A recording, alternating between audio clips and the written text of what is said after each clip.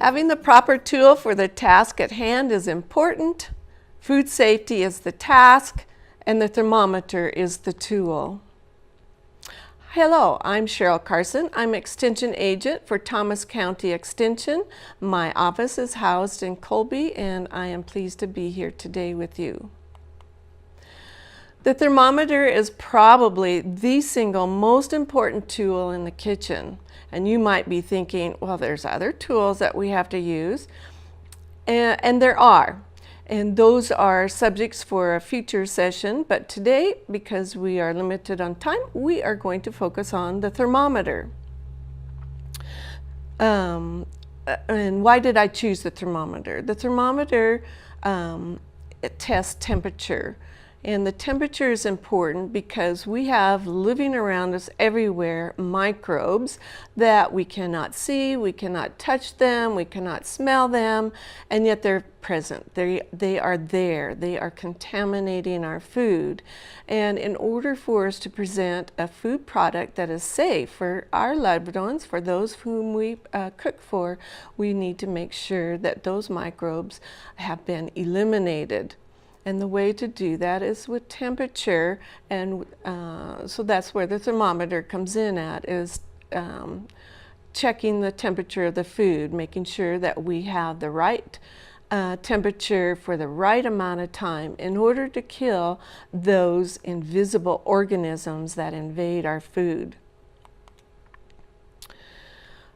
This is important for both food preparation, whether it's for ourselves or someone else, but also for food storage. When that food is in storage, the microbes might be there growing and living and happily reproducing.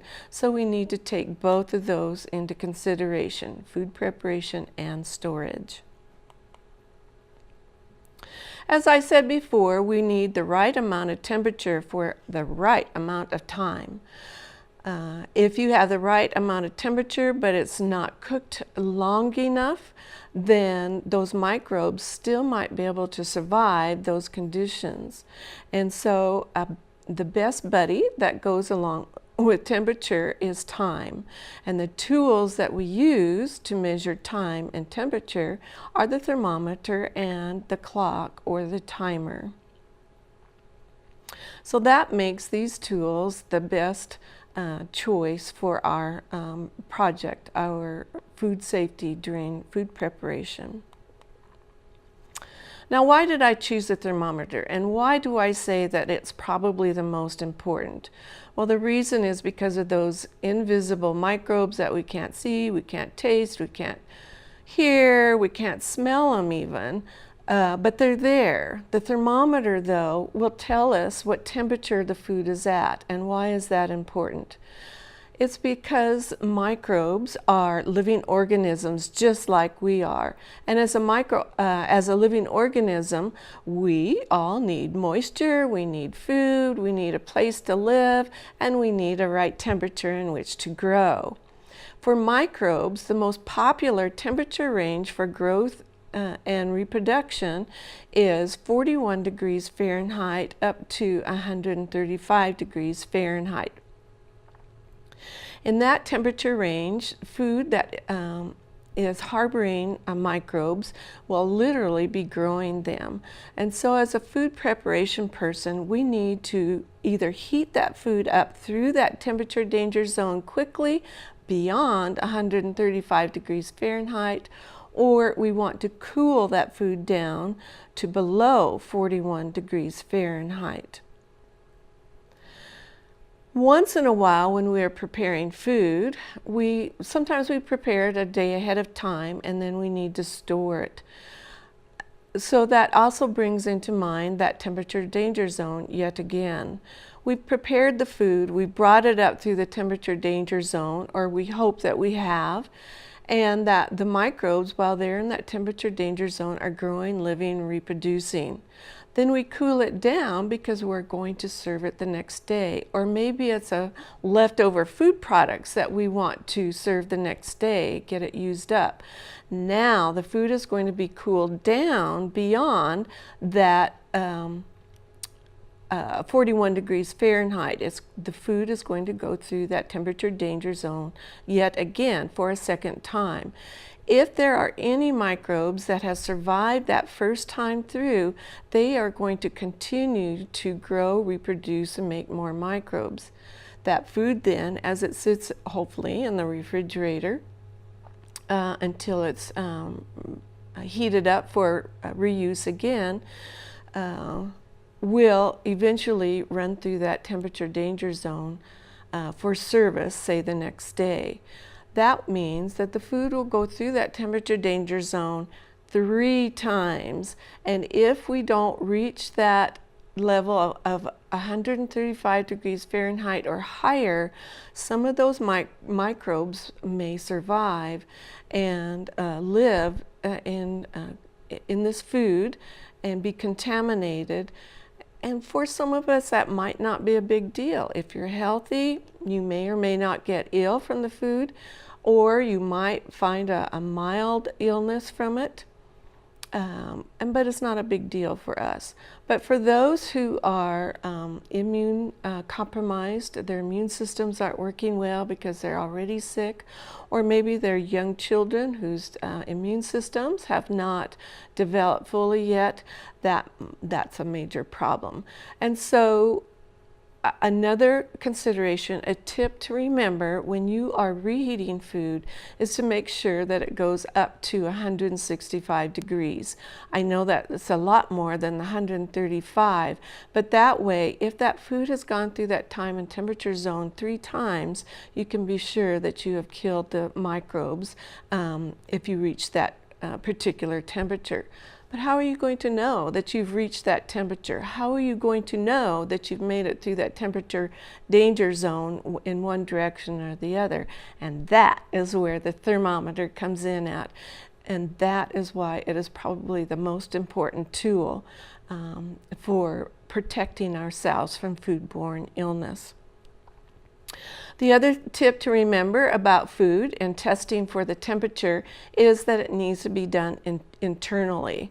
Whether it's a solid food or most especially a processed food like stew, the interior temperature needs to reach above 135 if it's heated up, or below 41 degrees Fahrenheit if it's being cooled down for storage, and it needs to be heated up to 165 for reheating, serving later on another day.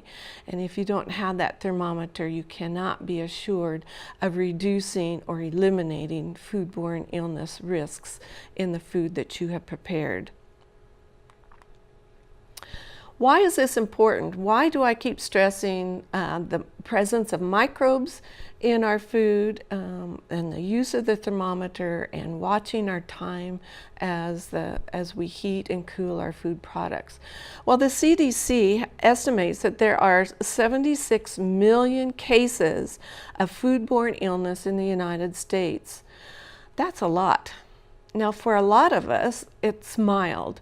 As I said before, we might be nauseated, we might have an upset stomach, we might have a little bit of vomiting. That's not pleasant, but we survive it. But for those people that do not have strong immune systems, it's another story.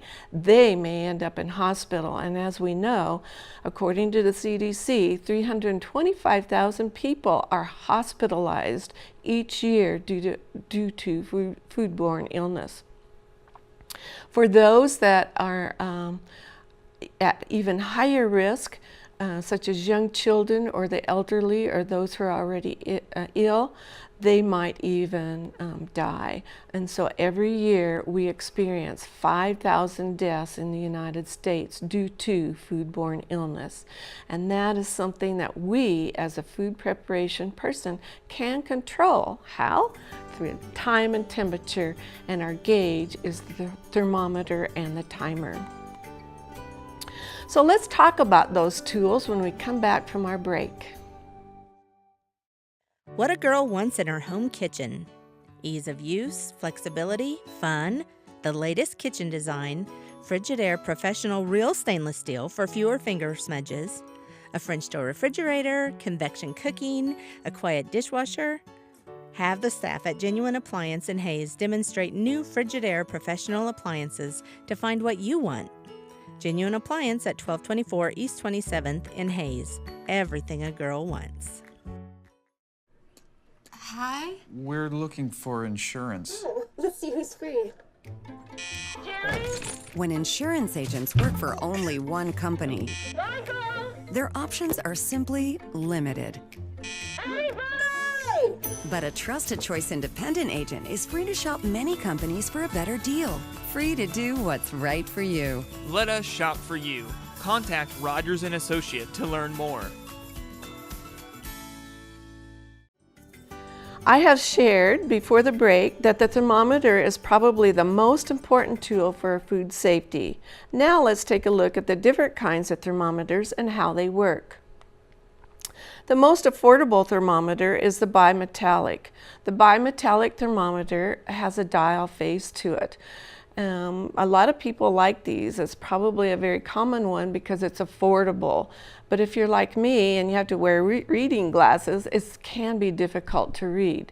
But the bimetallic thermometer is a very good one to use. And for most of us that are not in the food service, it's a worthwhile thermometer to have in our kitchen, a tool to use.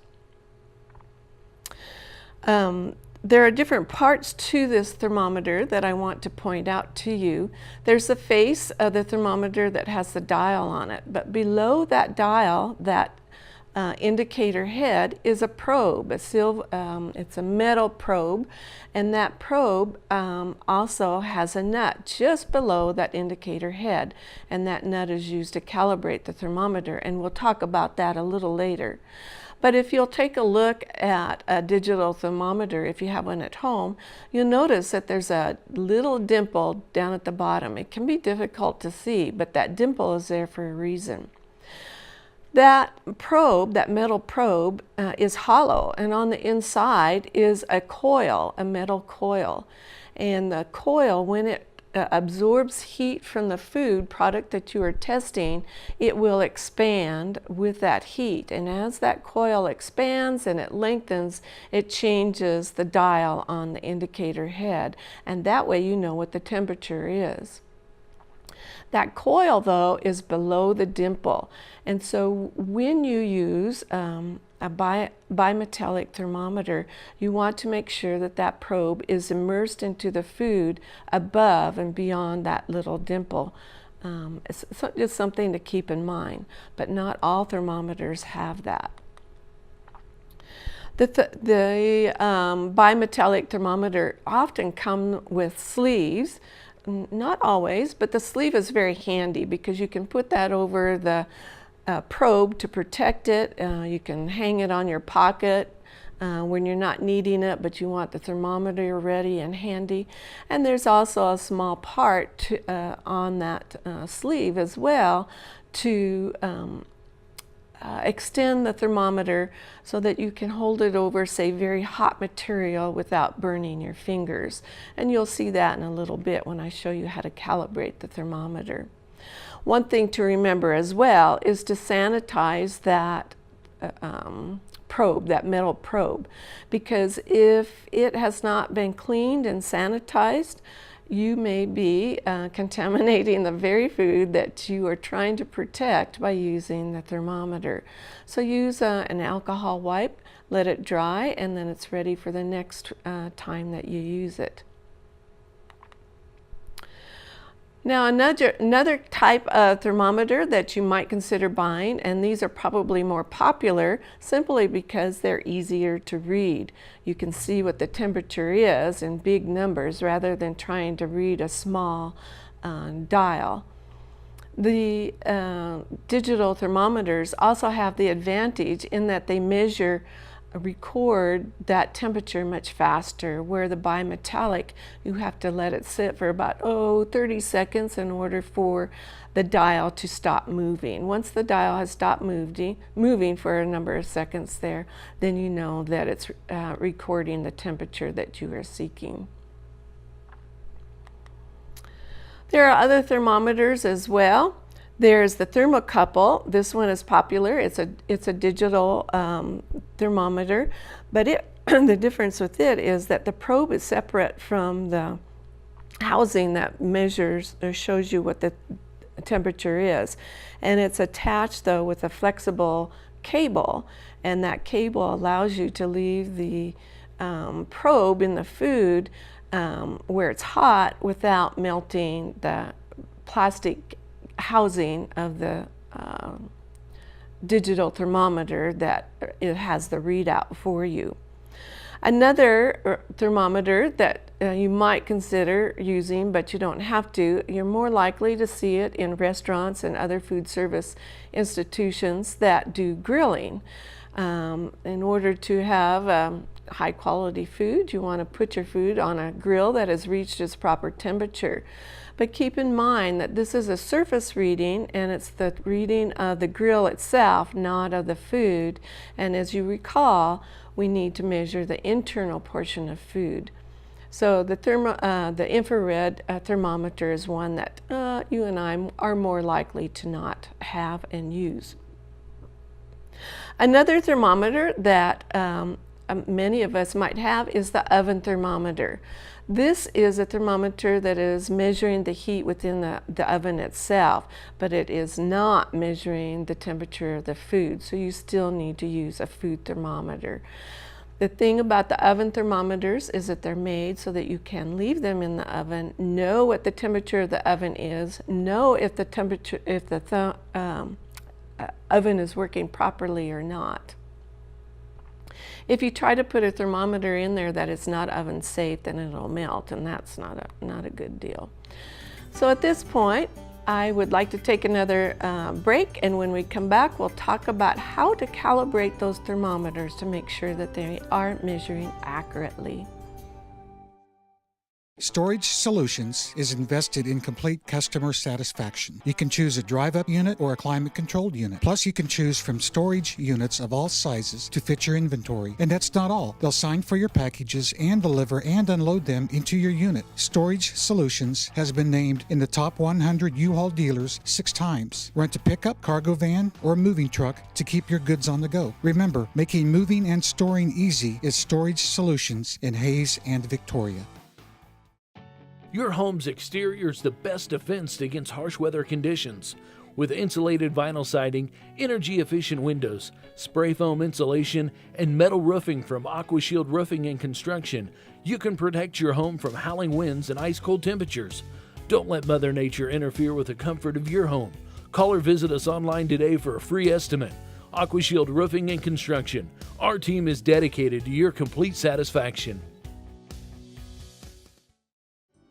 The calibration of the thermometer is important. As any creative person knows, you want a tool that works and works well. A carpenter is not going to want to use a rusty saw. So a food preparation person is not going to want to use a thermometer that is not measuring the temperature of the food properly. Well, how do you know if it's measuring properly? There are 2 methods that you could use. One is boiling water method, and the boiling water method is based on the fact that boiling water boils at 212 degrees Fahrenheit. But unfortunately, that's at sea level, and those of us that live in Kansas, that is not an option. Our elevation is much higher, and so our water will boil before it even reaches 212 degrees Fahrenheit. So if you try to calibrate your thermometer based on the boiling water method, that's not going to work. The one that's actually much easier and more accurate is the ice water method. And I want to show you how to do that. I have my thermometer. I've got the Bimetallic. It's got the sleeve on it, and as I have mentioned before, there's a special device on that sleeve to help create an extension to that thermometer so that you can hold it over boiling water without burning your fingers. I am going to test this thermometer. We'll see if we can get it set up just right here. I'm hoping I'm not doing it upside down. You want a glass of ice, preferably ice that is crushed, but it doesn't have to be if you don't have it. And you want to pour water into it. This way, the very cold ice, which we know is at 32 degrees Fahrenheit, will also make the water 32 degrees Fahrenheit. Once you've done that, you want to insert your thermometer into that ice water, and hopefully it will register 32 degrees. In this case, it's I'm not sure what it is at this point. I think it's close to 35 degrees. So if I needed to change that, I would need to move the dial so that it reads 32 degrees because I know that that's what the temperature of the water is. The way I would do that is to I need to take a pliers, and I told you about the nut just underneath the indicator head, holding it in the ice water. I will then move the head of the thermometer until that dial hits 32 degrees. Once you've done that, you then know that it's the proper temperature. So you just twist that head. You can see how that dial moves. So you want to find the 32 degrees. Once you have, you know that it's been calibrated and it is now accurate. Very handy, much easier than the boiling water method for sure. And there's that nut that I showed you earlier, just underneath the indicator head there. Just take your pliers, hook it around that nut, twist the head until you get show the measurement of the 32 degrees. Oven thermometers, as I've mentioned before, are important. They are to measure the temperature of the oven itself. We need to know that because our ovens often are not the proper temperature. So if you are going to base your food product based on the temperature of what you think the temperature of the oven is, and then find out that it's not the right temperature by using the oven thermometer, then you can adjust the temperature dials or the length of time that you process the food in the oven. There's also another thermometer that you might take into consideration for storage of food. You know, that food, if it's sitting for very long, sometimes weeks or months in storage, it can still grow microbes. So an example would be food that is temperature sensitive and needs to be in the refrigerator. You want to make sure that the refrigerator as well works properly. The refrigerator needs to be at approximately 38 degrees Fahrenheit, because the food needs to be 41 or colder, and that means that the refrigerator needs to be even colder, so approximately 38 degrees. If it's a freezer, if you are storing your food product in the freezer, we know that the freezing temperature is 32 degrees, so the food needs to be at least 32 degrees Fahrenheit. But in order for that to occur, we need to make sure that our freezers are at 0 degrees Fahrenheit. And so a thermometer in this case, although it's not measuring the temperature of the food itself, is measuring the temperature of the environment that the food is being stored in. So both food preparation and food storage are important considerations in the prevention or reduction of risk for foodborne illness, reducing the growth of microbes. So as I said before, the tools of the trade for protecting ourselves from foodborne illness would be the thermometer, and its best buddy is the timer. You'll want both of those to use in the production of not only healthy food, but high quality food. So today we covered thermometers, how important they are in preventing or reducing the risk of foodborne illness. We've talked about time and temperature, how they work together, particularly in an inverse manner. And we've talked about calibrating your thermometer so that you have a tool that is working properly and testing your food at the right temperature, allowing you to know that that food is being produced in a safe manner. Now, of course, there are other tips and tools for food safety and protection against foodborne illness, but those are topics for another day. Thank you.